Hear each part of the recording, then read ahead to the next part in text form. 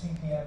Moscow time, and it will happen at that church which you mentioned, and then will be followed by a procession of around 30 minutes to the Berezovsky cemetery in the region and area where Alexei Navalny used to live. But the big issue surrounding this, an unknown question, and we were just seeing those live pictures from the church itself, is the security presence on the ground, and what that may look like in terms of numbers of people and mourners coming to pay their last respects to Alexei Navalny.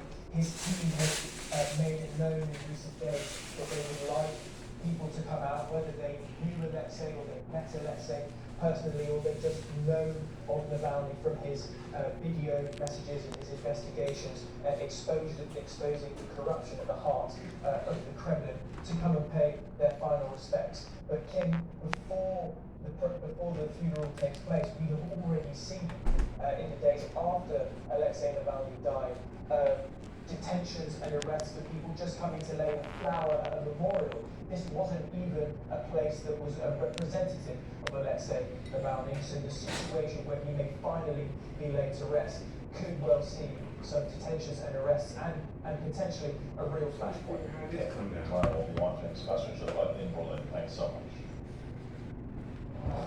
We're joined by Nigel Gould-Davis. He's a senior fellow in Russia and Eurasia at the International Institute for Strategic Studies.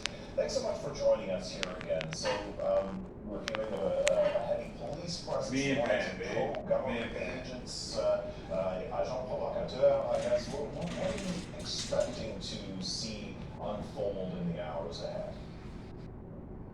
Yes, well, as your correspondent was saying just a moment ago, this has in effect been a macabre game of cat and mouse ever since Navalny died and was killed a couple of weeks ago. And the authorities in various ways have made it as difficult and as threatening as possible for anyone to express public sympathy for Navalny.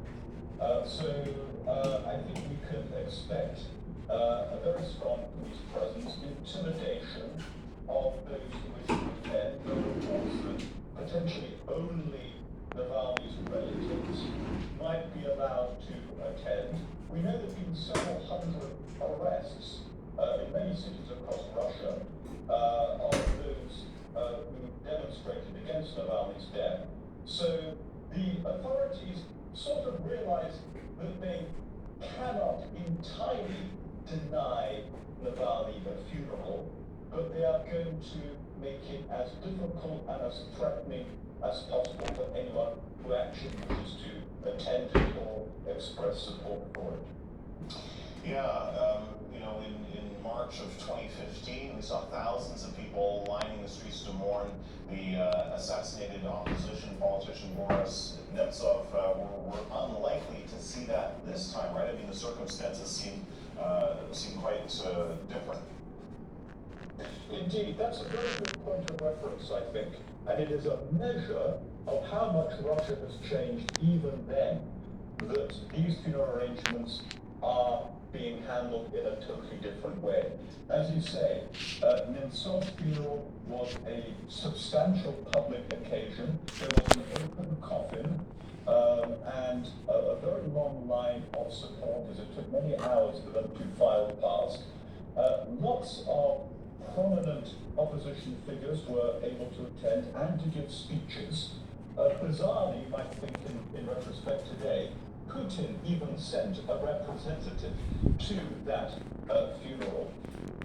So the fact that the Kremlin is at its most grudging, reluctant, and repressive in respect of today's arrangements suggests how much more nervous, vindictive, and frankly repressive it's become. Now, yesterday, members of the European Parliament passed a resolution calling for the EU and European countries to actively support independent Russian civil society and democratic opposition. In the context of all of this, what we're seeing here, is that just symbolic, or could that actually help at all? Symbols matter. There is a limit, of course, to what the European Parliament can do in practice in supporting Russia's opposition, although there are various forms of resources and other means of support that European and other countries can offer to help keep this flame alive in exceptionally dark times. But it is important, even these words are important. It's important for Russians who take a different view from the authorities about so much that's going on at the moment. It's important for them to understand that there is another way of thinking about everything that's going on in Russia, that they have sympathy and support from others. Again, it's a dark times. We've been here before in similar times. We know this is a movement to real comfort from the fact that there were supporters abroad that were able and willing in various ways to offer the sympathy and in the limited but real ways that they could help that. So these things do matter. It's important that they be backed up by concrete measures of support there. All right, well, I'll leave it there. Really appreciate your analysis, and I hope we'll be able to. Thanks so much.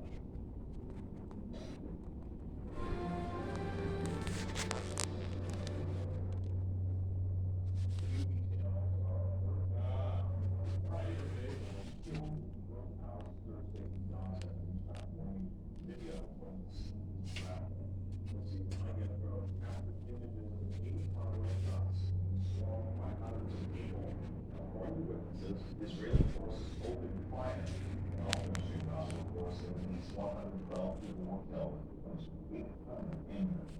Israel military has its version of that, saying its tanks fired the water shots to disperse the crowd.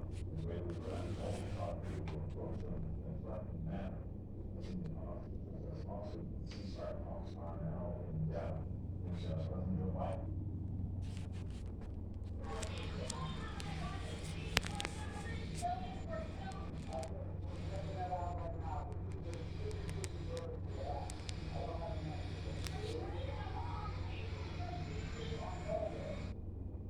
Israeli government calls these a tragedy and says it is under review. Senator Paul Hancock says more again, we just want to warn you to be threat. Bodies piled on the back of doctor carts. Dignity in death does not exist here. A day that started with hope of aid finally reaching this neighborhood of Gaza City ended in carnage. Details of what happened and when they happened are contested. Eyewitnesses say Israeli tanks escorting humanitarian aid trucks opened fire. One journalist tells CNN some were shot, but most of the casualties were from the following panic. A stampede